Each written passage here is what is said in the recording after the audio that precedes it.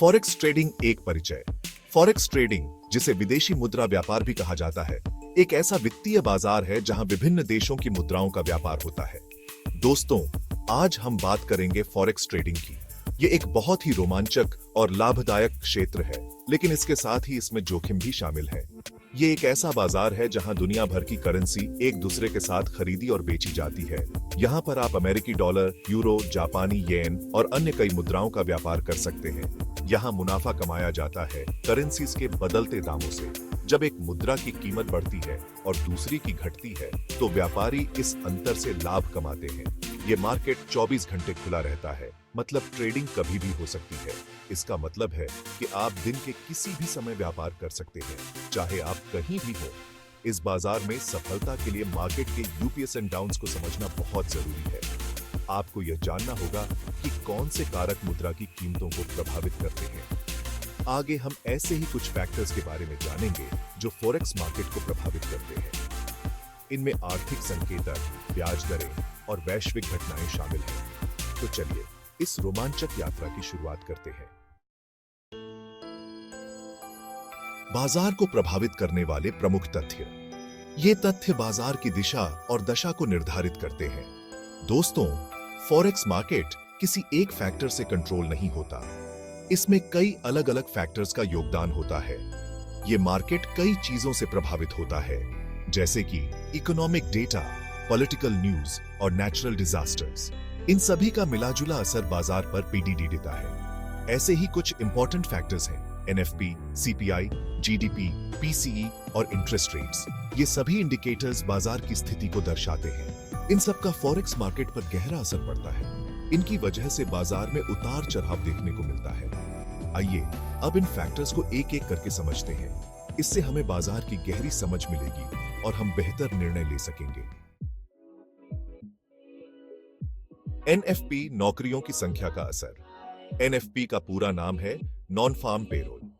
ये रिपोर्ट हर महीने अमेरिका में कितनी नई नॉन फार्म जॉब्स क्रिएट हुई है, ये बताता है। अगर ये नंबर ज्यादा है, तो मतलब अमेरिका की इकोनॉमी स्ट्रांग है और डॉलर की डिमांड बढ़ती है। इससे डॉलर की वैल्यू बढ़ती है और फॉरेक्स मार्केट में डॉलर स्ट्रांग होता है। सीपीआई, महंगाई का मापदंड। सीपीआई मतलब कंज्यूमर प्राइस इंडेक्स। ये रिपोर्ट ये बताता है कि सामान और सर्विसेज की कीमत कितनी बढ़ी है या घटी है। अगर सीपीआई ज्यादा है, तो मतलब महंगाई बढ़ रही है। महंगाई बढ़ने से करेंसी की वैल्यू कम होती है और फॉरेक्स मार्केट में उस करेंसी की डिमांड कम हो जाती है।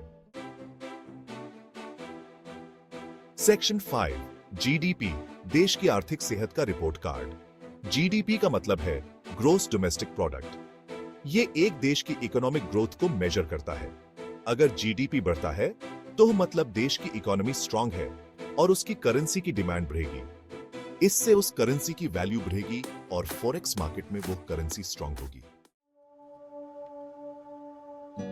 सेक्शन 6, पीसीई, खर्चों पर नजर। पीसीई का मतलब है पर्सनल कंजम्पशन एक्सपेंडिचर्स।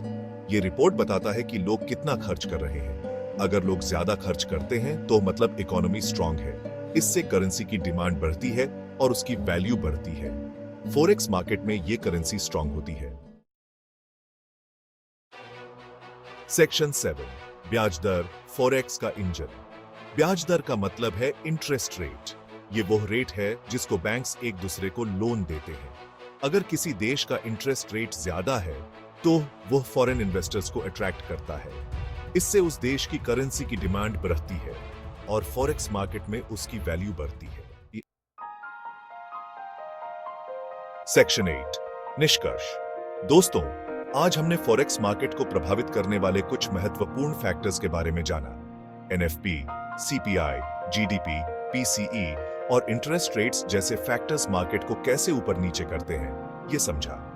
इन फैक्टर्स को समझकर आप फॉरेक्स मार्केट में बेहतर ट्रेडिंग डिसीजंस ले सकते हैं। लेकिन याद रखिए, फॉरेक्स ट्रेडिंग में रिस्क होता है और इसमें इन्वेस्ट करने से पहले अपने फाइनेंशियल एडवाइजर से जरूर सलाह लें। रिस्क मैनेजमेंट स्ट्रैटेजीज को अपनाना बहुत जरूरी है। डाइवर्सिफिकेशन और सही समय पर एंट्री और एग्जिट पॉइंट्स को पहचानना ट्रेडिंग में सफलता की कुंजी है। अगर आप इन सभी पहलुओं को ध्यान में रखेंगे, तो आप फॉरेक्स मार्केट में एक सफल ट्रेडर बन सकते हैं। तो दोस्तों, ये था हमारा फॉरेक्स मार्केट पर निष्कर्ष। उम्मीद है कि आपको ये जानकारी उपयोगी लगी होगी। धन्यवाद और हैप्पी ट्रेडिंग।